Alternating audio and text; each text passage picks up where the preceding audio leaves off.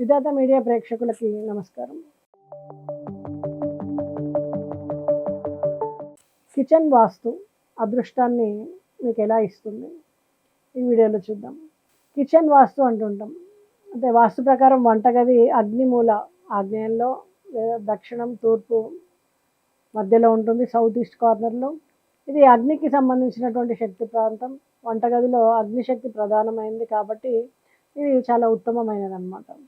అయితే ఉత్తర ఈశాన్యం కానీ మధ్యలో వంటగది కానీ ఉండకూడదు. ఇది ఆర్థిక సమస్యలను తీసుకొస్తుంది, ఆరోగ్య సమస్యలను కూడా తీసుకొస్తుంది.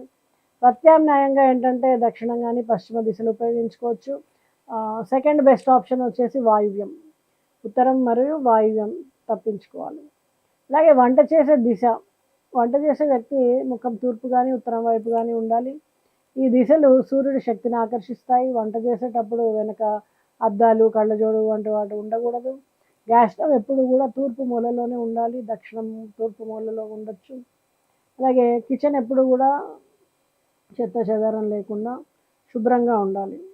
ఇది శుక్రుడి స్థానం కూడా కాబట్టి శుక్రుడు ఎప్పుడు కూడా సంపదనిచ్చేటువంటి దేవత కాబట్టి అందుకే మనకి ఆగ్నేయము అనేది మనకు సంపదనిస్తుంది. కాబట్టి శుభ్రంగా ఉంచుకోవాలి, చెత్తను ఎప్పటికప్పుడు తొలగించాలి.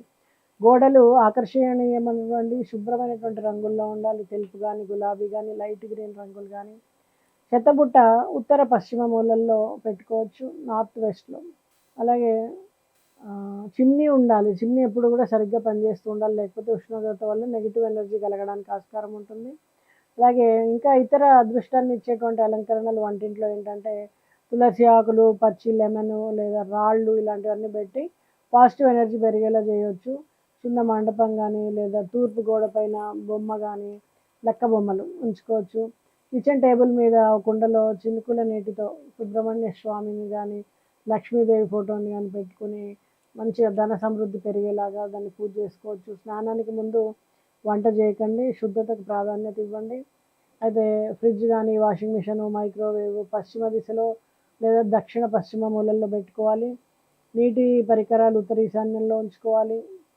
కిచెన్లో దేవుడి ఆలయం ఉండకూడదు, ఇది మానసిక సమస్యల్ని ఆరోగ్య సమస్యల్ని తెస్తుంది.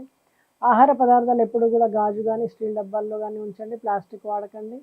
వంట చేసేటప్పుడు టీవీ చూడడం ఫోన్లో మాట్లాడడం ఇవన్నీ డిస్టర్బ్ అవుతాయి.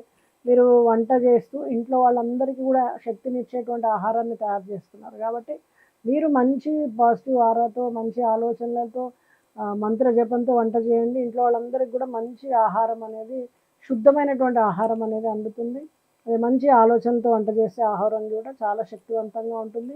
గృహిణి కానీ వంట చేసే వ్యక్తి కానీ మనోభావాలు సరిగ్గా లేకుండా దృష్టి సరిగ్గా లేకుండా ఉంటే కనుక ఆ చేసిన వంట కుటుంబ ఆరోగ్యం పైన కూడా ప్రభావాన్ని చూపిస్తుంది. కాబట్టి ఎప్పుడు కూడా ఏదన్నా ఒక మంత్ర జపం అక్కడ నడిచేలాగా, అలాగే అందరూ అన్నపూర్ణ పటాన్ని కానీ విగ్రహాన్ని కానీ వంటింట్లో ఉంచుకోవడం, ఎప్పుడు కూడా ఇంట్లో ఆహారానికి లోటు లేకుండా ఉండడం. సో ఇలాంటివన్నీ పాటించండి. ఇవన్నీ కూడా కిచెన్ వాస్తు టిప్స్. నమస్తే.